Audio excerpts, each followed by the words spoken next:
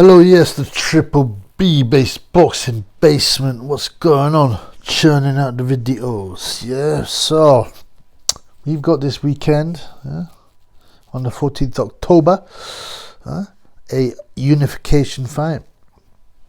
And this is between, and these would be hard to pronounce, not for the Triple B, I hope. Zhanibek, Alimkhanuly. I probably mispronounced that. Vincenzo Gualtieri of Germany, but he's obviously of Italian descent, right? His name is Vincenzo Gualtieri. He's not Hans Schubenhaber or whoever. Zhanibek from Kazakhstan. That's, I guess they're trying to mark him as a new Golovkin. He's got the same agent, Aegis Klimas, as Usyk. Funny enough. They say it's from Kazakhstan. He's living in Oxnard, California. So many of these Eastern European guys and that, they just go to the United States when they go pro and they end up staying there. I mean, I don't know, man. I understand for financial reasons why they're fighting there, but they often end up staying there and have family there. I don't know, man. I'd miss my home country, America's degenerate as well. I used to laugh at people that say it's the big Satan, but, anyway. Funny enough, he's not even in the top. Zhanibek is not even the top rated middleweight in Kazakhstan. There's a guy called, these names, Meryem Nursultanov. Okay, I mispronounced it. Meryem Nursultanov, right? Tired again. Also living in Oxnard. But anyway, so we got this unification match for the IBF World Title and WBO World Title. So, you know what, obviously, because they're not massive names, they're not getting, it's not really getting a massive build-up, but it's a quality contest all the same. Obviously, old Zhanibek will clearly be, the top dog, the favourite, probably like 8-1 on, something like that, yeah. He got interviewed, funnily enough, by Boxing News last week or the week before, and they got these interviews, and the questions are a bit lame. Some of them. Who would play you in a movie? And that's the thing. 8-year-old magazine should ask. What are they going to ask? What's your favourite flavour ice cream? What's your favourite sweet? But another one they ask is, when's the last time you cried? And this is men. This is more. If you look deeper, it's deliberately more of the feminizing of men, emasculating them. Yeah, people say, "Oh, don't be stupid." It's just no. If you gotta look at the big picture, and then it makes sense. Anyway, Zhanibek, right? Says because first he goes, Kazakh men do not talk when they cry, and he said, anyway, men from my country do not cry. Good. It's good. Push back on that. I mean, he was probably horrified by that question. He's like, what? I'm from Kazakhstan, man. We don't cry. That's for women and children. Blood clot, Good man. So good on him, man. Good on him. He is unbeaten, 14-0 with 9 big wins by way of a knockout. Yeah. The last fight beat some guy called Stephen Butler, who's just a complete no-hoper, basically. Yeah, so he got a 2-round beatdown. He's from Canada. He got his money, fair enough. He got his chance, but whatever. Denzel Bentley. Now this was expected to be a blowout, right? And Denzel went the distance, in the United States. So that's a good result for Denzel. But it does. You would think he's a level. It should be a level below world level for sure. Especially the so-called next Kazakh superstar, Danny Dignam.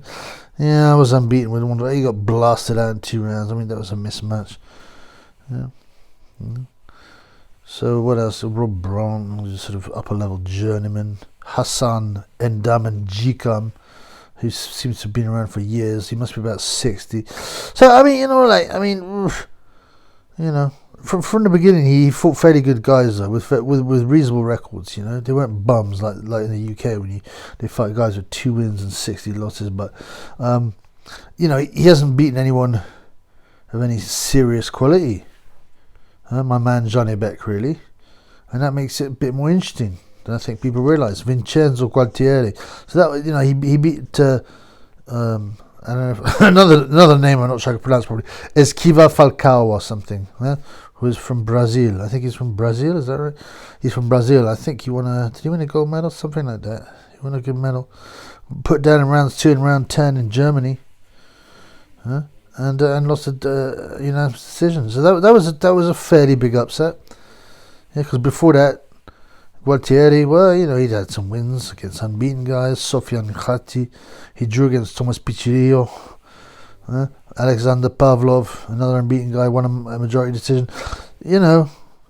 So he fought one bum, Azad Dogru, 0 wins, 16 losses. Let's see how many by weight of. This guy, blood. How do they put him in? Azad Dogru, yeah, from Germany. Obviously not originally. That sounds like a Turkish name. 0 wins. This is a record now. 22 wins. Sorry. 0 wins, 22 losses, 22 big losses by way of knockout, and no draws. So been carrying. I mean, how did he fight a bum like that? So he's fought a few bums too. But, in the early part of his career, he had bums. And then he started to step up a bit. And as I said, he fought guys that had a bit of talent. A couple of unbeaten guys, 3 unbeaten guys in a row. And another guy who had only 1 loss. So, but it was still an upset. It wasn't expected to beat Falcao. And his main problem is a lack of power for Vincenzo. You just quite get a lot of these Italian fighters. I know he's allegedly German, but, there are a lot of Italians living in Germany. And they share a border, right? I believe they share a border, or maybe that's Austria, but whatever. It might be Austria, to be honest with you, but Austrians are basically Germans anyway. So 7 KOs in 21 fights is not great. It's not great in terms of power, but he's one of these tricky customers. You get a lot of Italian guys like. Certainly used to. These were tricky fighters that won't have big KO percentage, like Gianfranco Rossi and people like that. The guy that hurt Nigel Benn, what's his name now? I've forgotten now. But there had these kind of tricky Italians. And I don't think it's a foregone conclusion because Janibek's maybe the new big guy on the block, but I think he's, I wouldn't say untested. He has been stopped in a round, in the amateurs by.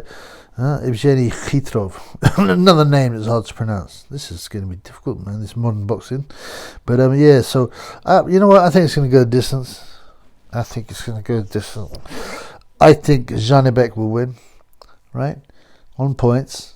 I'm sticking my neck out a bit because most people go for a late stoppage on Zhanibek. I'm going for the points victory. A slippery Gualtieri of where he's been stopped. Funny enough, to anyone who has been stopped, Zhanibek getting KO'd in the amateurs, but that's the amateurs. It's a long time ago. So, yeah, that's the prediction. However, if you're looking for value on the betting, right, you get 2-1 on going the distance to fight, which I think is a nice price. The price is that's 3.0 in decimal. The price is 3.6 decimals just for Zhanibek to win on points. So I think that's a nice price because you never know. Gualtieri might turn out to be not a revelation, but frustrating all that and actually nick a point decision. It's not out of the question. I haven't watched him fight, but So I'm going for Zhanibek points win, and I'm going for. The betting, if you want it, it's not mad, 2 as I say, 2-1, 3.0 decimal on it. The fight going the distance.